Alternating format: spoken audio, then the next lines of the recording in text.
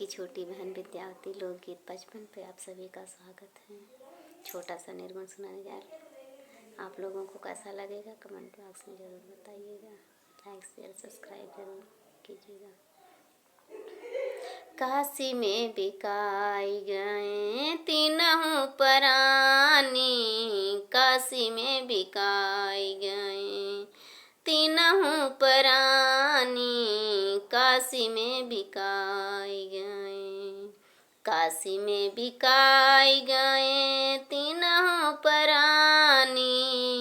काशी में बिकाई गए तीनों प्राणी,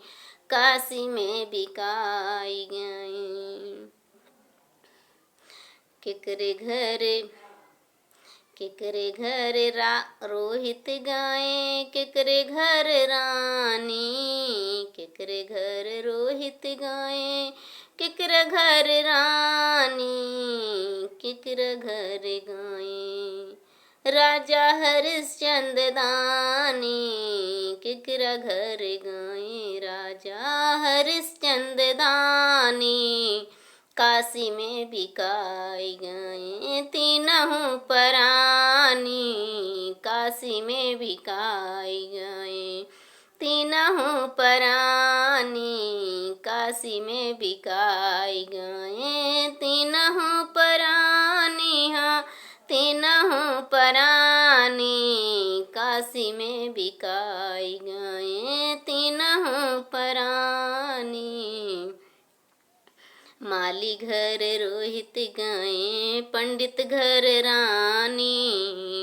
माली घर रोहित गए पंडित घर रानी, डोम घर गईले राजा हरिश्चंद्र दानी, डोम घर गईले राजा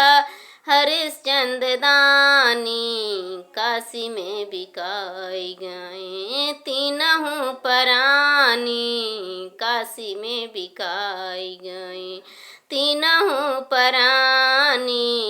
काशी में बिकाई गए तीनों प्राणी, काशी में बिकाई गए। काऊ करन रोहित गए काऊ करन रानी, काऊ करन रोहित गए काऊ करन रानी, काहू करन गए हरिश्चंद्र दानी,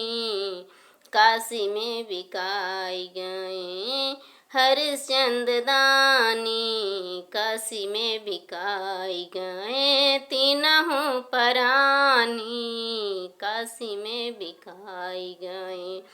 तीनों प्राणी, काशी में बिकाई गए। फूल तोड़न रोहित गए चरिया बनी रानी, फूल तोड़न रोहित गए चरिया बनी रानी, डोम घर पहरा करें डोम घर पहरा करें हरिश्चंद्र दानी, काशी में बिकाई गए तीनों प्राणी, काशी में बिकाई गए तीनों प्राणी, काशी में बिकाई गए तीनों प्राणी, काहे खातिर रोहित बिके काहे खातिर रानी, काहे खातिर रोहित बिके काहे खातिर रानी, काहे खातिर बिकी गए हरिश्चंद्र दानी, काहे खातिर बिकी गए हरिश्चंद्र दानी, काशी में बिकाई गए तीनों प्राणी, काशी में बिकाई गए तीनों प्राणी, काशी में बिकाई गए तीनों प्राणी, काशी में बिकाई गए। स्वर्ण खरतिर रोहित बिके दक्षिणा खरती रानी, स्वर्ण खरती रोहित बिके दक्षिणा खरती रानी, दक्षिणा खरती रानी, धर्म खति बिकी गए हरिश्चंद्र दानी, धर्म खाति बिकी गए हरिश्चंद्र दानी, काशी में बिकाई गए तीनों परानी, काशी में बिकाई गए तीनों परानी, काशी में बिकाई गए तीनों परानी, काशी में बिकाई गए।